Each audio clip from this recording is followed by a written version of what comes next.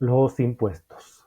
Vamos a hablar un poquito de los impuestos. En primer lugar, debemos recordar que siempre los ciudadanos en un país democrático eligen a un determinado grupo de personas para que estos pues administren adecuadamente los recursos con los que cuenta el Estado. Estas personas van a representar al pueblo. Se supone que esa es la base de la democracia, la representación del pueblo a través del voto que elige a una serie de representantes populares que van a ayudarnos a resolver problemas. Problemas en primer lugar tan importantes como la pobreza. La pobreza es un mal que se consigue en muchos países latinoamericanos y en otros países del mundo, pero digamos que hablando de Latinoamérica, es un problema que se ha mantenido durante muchísimo tiempo y esto viene a ocasionar que las personas tengan que vivir con limitaciones económicas notables.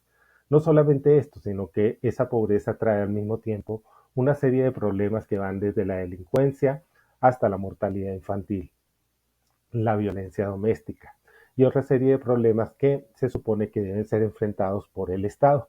El Estado, por supuesto, para poder resolver estos problemas requiere de ingresos. Estos ingresos pues son como la vacuna, como las vacunas que nosotros utilizamos para combatir los virus. El virus de la pobreza pues se combate invirtiendo dinero a través de los impuestos que vienen a ser, en este caso, grandes cantidades de dinero que la gente paga cada cierto tiempo de acuerdo a una normativa legal o una normativa tributaria. Se pueden pagar diariamente cuando hacemos una compra, como por ejemplo el IVA, o los impuestos que se pagan cada determinado periodo de tiempo, como en este caso el impuesto sobre la renta o las retenciones que hace el Estado de unas determinadas cantidades de dinero por diversas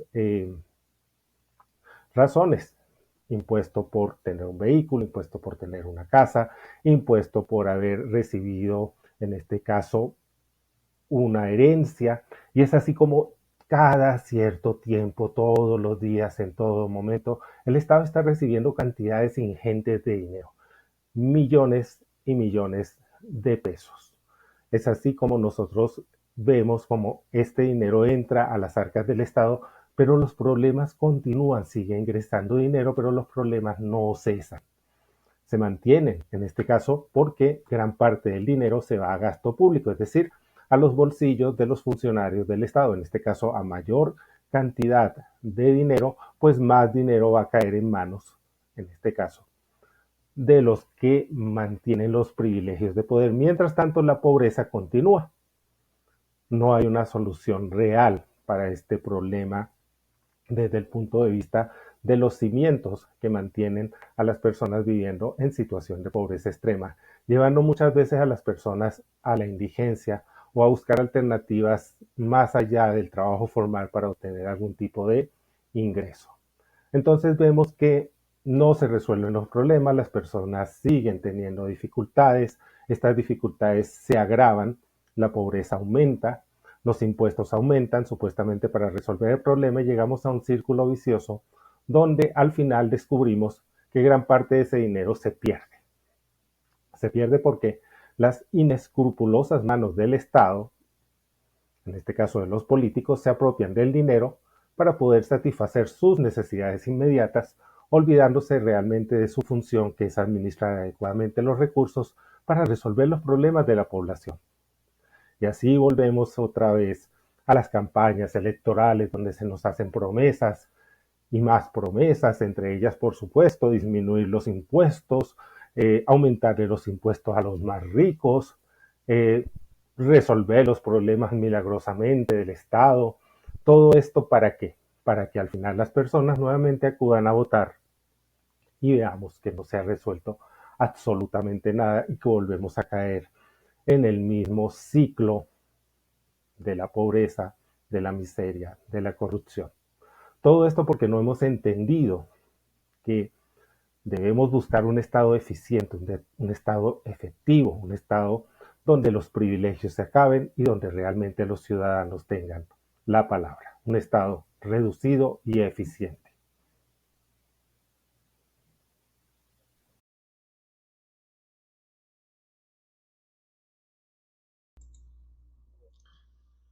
Los impuestos. Hoy vamos a hablar un poquito de los impuestos y es bueno recordar algo que decía el gran economista Milton Friedman, ganador del premio Nobel, cuando afirmaba que los almuerzos gratis no existen.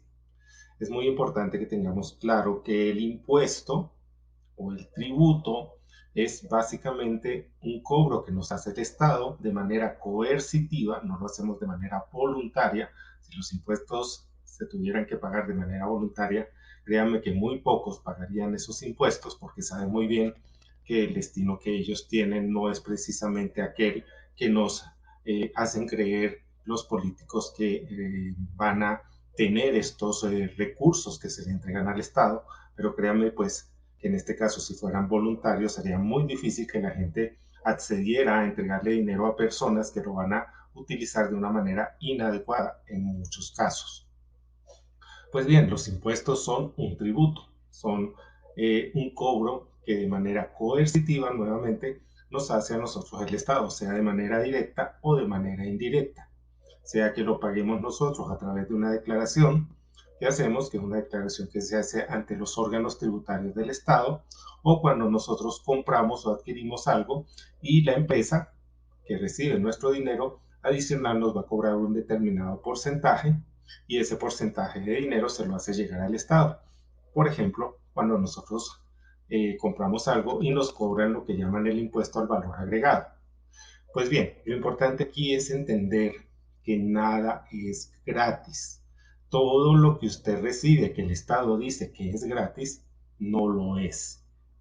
Educación gratuita no existe. Salud gratuita no existe. Todo aquello que el Estado llama subsidio nace de lo que nosotros como ciudadanos pagamos como impuestos. Cuando un político, sea cual sea, hace bombo de lo que le entrega a los ciudadanos, de esos subsidios, de esas prebendas, de esos regalos, de eso gratuito, pues lo está haciendo con el dinero que le ha quitado anteriormente a otras personas que de una manera han producido un beneficio económico con su trabajo, con su esfuerzo, con su empresa.